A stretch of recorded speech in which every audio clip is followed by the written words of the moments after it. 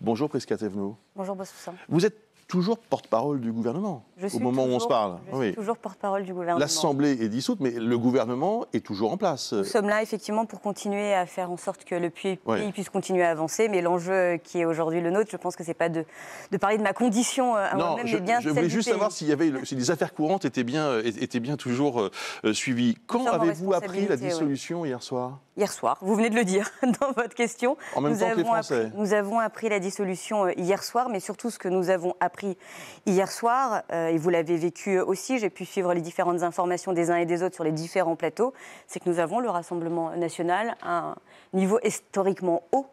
Et c'est ça, la grande nouvelle. Est-ce que vous-même, vous avez été prise d'une forme de double vertige, le score du RN et la dissolution qui vous attend ? Je ne sais pas si c'est une question de double vertige, mais plutôt d'une mobilisation extraordinaire. Moi, je vous parle aujourd'hui peut-être en tant que porte-parole du gouvernement. Je vous propose quelque chose pour cette interview. La langue de bois et les réponses contenues, ça n'a pas réussi à la majorité. En fait, peut-être on va se dire les choses très directement. Je suis tout à fait d'accord avec vous, Adrien Gindre. Et pour pouvoir juger de savoir si je parle en langue de bois ou pas, il va peut-être falloir que je finisse ma phrase. Et à ce moment-là, on va pouvoir voir ce qu'il en est réellement. Et je pense qu'aujourd'hui, c'est ça que je suis en train de vous dire. Moi, je suis devant vous en tant que fille d'immigrés et mère de famille. Et j'ai une responsabilité aussi immense à mon endroit. C'est-à-dire qu'aujourd'hui, nous avons un Rassemblement national, une extrême droite extrêmement forte en Europe, mais surtout en France. Et face à cela, plutôt que de vertige ou de prise de sentiments, etc., mon premier rôle hier, ça a été de retourner sur le terrain, directement auprès de mes militants. Mais sans vous interroger sur votre part de responsabilité ou sur ce que vous avez échoué à faire. Ma part de responsabilité, c'est justement de retourner sur le terrain, de retourner en faisant la même chose que pour la campagne européenne. Eh bien, tout l'enjeu, ça va être ce chemin de clarté dans lequel nous sommes engagés aujourd'hui avec la décision du président de la République. Et ce chemin de clarté, il va se faire sur le terrain, en allant militer, en allant tracter, en allant faire du porte-à-porte. Et oui, nous devons pouvoir avoir un moment où nous allons répondre aussi sur ce qui s'est passé, mais aussi donner une perspective sur ce qui doit venir. Je pense que l'enjeu qu'il y a en ce moment, c'est pas simplement d'essayer en permanence d'essayer de refaire l'histoire. L'histoire, on la connaît.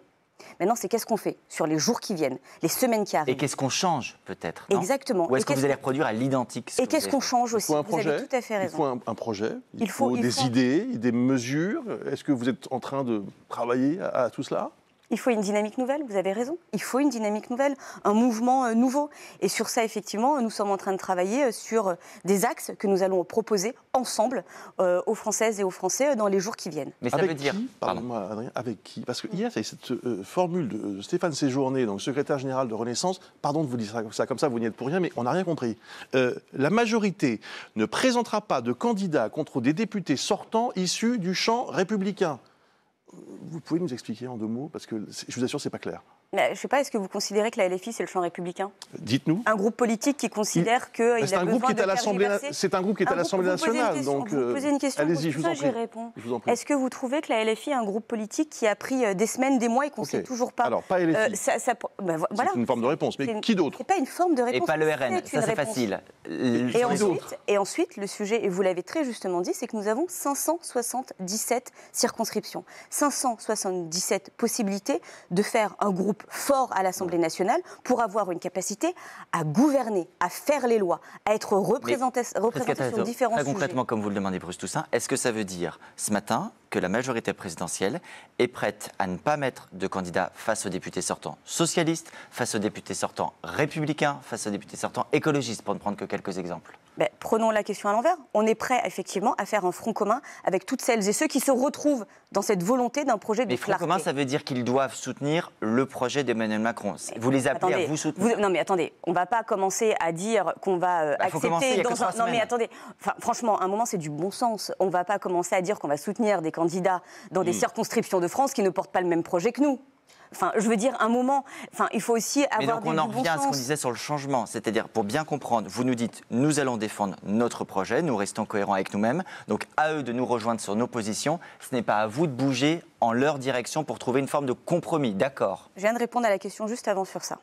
On n'est pas borné et têtu. Je viens de vous le dire, nous devons enclencher une nouvelle dynamique, nous devons enclencher un nouveau mouvement. On n'est pas sourd à ce qui s'est passé hier. Nous devons le prendre en responsabilité, mais face à cette responsabilité, on doit tous la prendre ensemble aujourd'hui. Et donc oui, dans cette nouvelle dynamique, celles et ceux qui veulent rentrer dans cette dynamique et s'y inscrire pleinement, en ayant effectivement le stylo dans la main, eh bien qu'ils y aillent et qu'ils viennent avec nous. Aujourd'hui, vraiment, l'heure est à la clarté. La clarté au sein de la majorité, la clarté au sein des autres familles politiques et la clarté pour les Français. Quand vous concédez, et c'est tout à votre honneur, qu'un un changement est nécessaire, est-ce que ça veut dire également un changement de personne, au-delà des idées? Est-ce que le Premier ministre, les ministres actuels, les responsables actuels sont encore en situation de défendre cette politique, ou est-ce que votre échec, l'échec d'hier soir, signifie passer la main?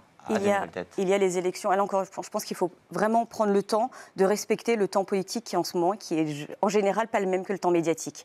Je vous le concède et je vous l'accorde. C'est-à-dire le 30 juin et le 7 juillet. Premier tour des législatives, deuxième tour des législatives. Là, la priorité, c'est de se concentrer sur ces premières dates-là. Et ensuite, bien évidemment, nous prendrons acte des décisions qui ont été faites dans les urnes par voie démocratique. Si le RN gagne ces élections... Je viens de vous répondre. Je pense que alors vraiment, avec ce qui c'est une vraie question. Ça veut dire qu'on se dirigerait vers une cohabitation. Est-ce que, selon vous, le président de la République est prêt à accepter cette hypothèse? Le président de la République, je pense qu'il l'a dit très clairement, je crois même qu'il l'a tweeté. Il a fait un acte de confiance envers les Français.